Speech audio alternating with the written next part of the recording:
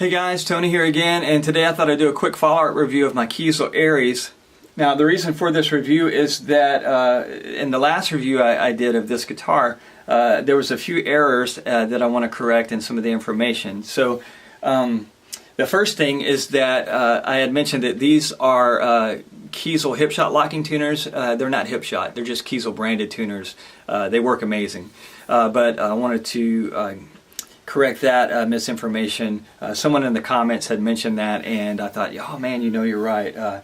So there was that, and then I think the reason for that is that I had just done a review of my Friedman Cali, which is that guitar back there, and it has Hipshot locking tuners on it, as well as Kiesel uses Hipshot bridges and some of their other hardware, I guess. But I did check on the website, and these are just Kiesel branded locking tuners. So I thought I'd correct that bit of information. And also I wanted to talk about the Floyd Rose here. I had mentioned that it comes with, it's an original Floyd Rose, and it is, but it comes with a 37-inch block. Well, there's an issue with that. They're not inch blocks, they're millimeter blocks, and this came with a 34 millimeter block, not a 37, which the Friedman Cali has a 37 millimeter block in it. So I wanted to correct that as well. Most of the time when I change out, when I change these out and have purchased a Floyd Rose, it comes with a 37 millimeter block. Now, which is the standard block, I guess. I looked on the website right before I shot this video just to make sure, and there's not a 34 millimeter block that you can order from them. So I think Kiesel orders that to spec for their bridges that they use, and I'm guessing so it will fit in the cavity here without sticking out, and they can put the back plate on. So there's that bit of information. And so those were the only two major mistakes that I made when I was sharing that review. But I did mention in the review that I was planning on hot rodding my Floyd Rose, and that was a few days ago. I guess that was Saturday. Well, I guess the next day, Sunday, I went ahead and had some time and did the modifications to my Floyd Rose on this guitar. So here's what I did. I changed out the tone block for a fat brass block. It's a Pro Fat brass block from Floyd Rose. Changed out the string blocks here from just the standard, black ones, and I'll put titanium ones in here. And then I changed out the screws here to have stainless steel screws right there. And I put a Tremolo nose system on here. So you can see that right here. Let it focus in there. Here we go. So I put this Tremolo nose system in here. They work great. They're very smooth feeling. And you can, it flutters, and it's very nice. I also changed this out to a push-in bar, by the way. Always like that. And so that works well. But I've used these Tremolo nose systems for a long time, and they have worked well for me. This is the pin, has a pin instead of the clamp because it's a fat brass block here. The only issue I had was that my ground wire wasn't long enough, and I had to splice another piece of wire in here and connect it to the claw here.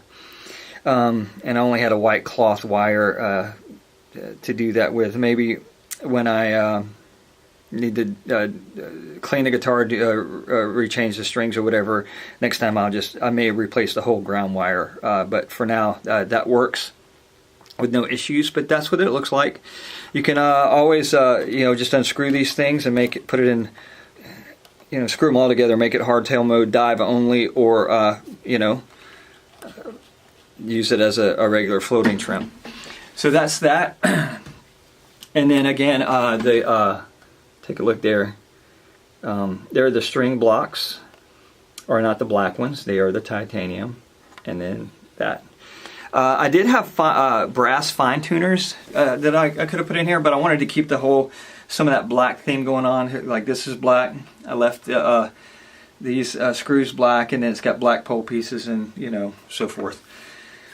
So I wanted to kind of keep that theme going, but that doesn't make as much of a difference to me as far as the feel and the tone. Now the feel of the guitar feels really, really good. It feels more stable to me. I've done this mod many times, like I mentioned, and it's just I kind of know what to expect. Sometimes there's little differences, but for the most part, it's pretty consistent. But the bar feels more stable with that weight back here, and with the bar also feels a little thicker. And I don't know if it's actually thicker, but it does feel that way with this push-in bar. And while I'm on this subject, the fine tuners here, if you ever want to change these fine tuners out, what'll happen is a lot of times you'll go, you'll try to twist it off and it'll be stuck. And sometimes if you put the pressure on it, you can get them off, but a lot of times you can't. And what I have done in the past is you need to be careful with it, but you put a cloth over it and you get some pliers and you just you grip it pretty good, and then you just lightly turn it and try to do it evenly. And these will pull right out and you can screw them back in.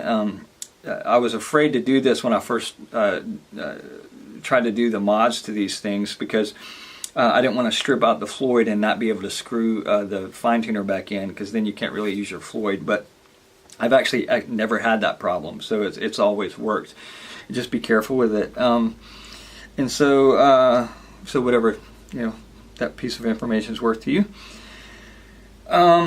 So what I'm getting is a thicker tone and a little more sustain out of this mod. Now the mod's around $100, so some people are going to say that's not worth it, and guys like me, it's definitely worth it because of partially the feel, and it does thicken up the tone.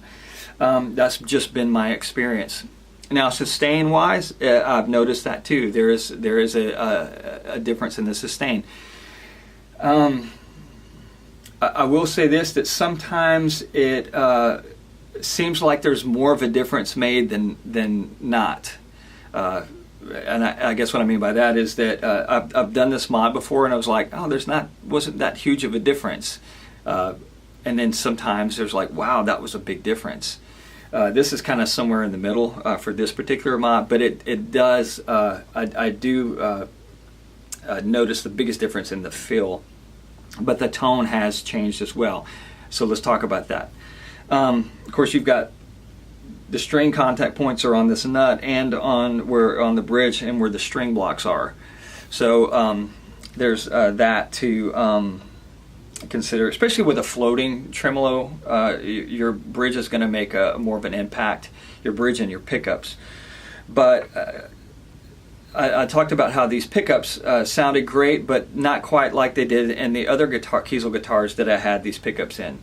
So now, after this mod, they're closer to what those pickups sound like. So it sounds more of like what I was envisioning this guitar sounding like. It sounds more like what I was thinking the Brilliant pickups, or the experience I already had with Brilliant pickups. Why is that? So perhaps those two guitars, other guitars, they have two different bridges on them, but they both have really big tone blocks on them. So I do like the Hipshot bridge better than the Floyd, even though these have been dear to my heart for so many years. And I'll mention, as I did in the other video, I wanted a Kiesel build quality with a Floyd Rose tremolo.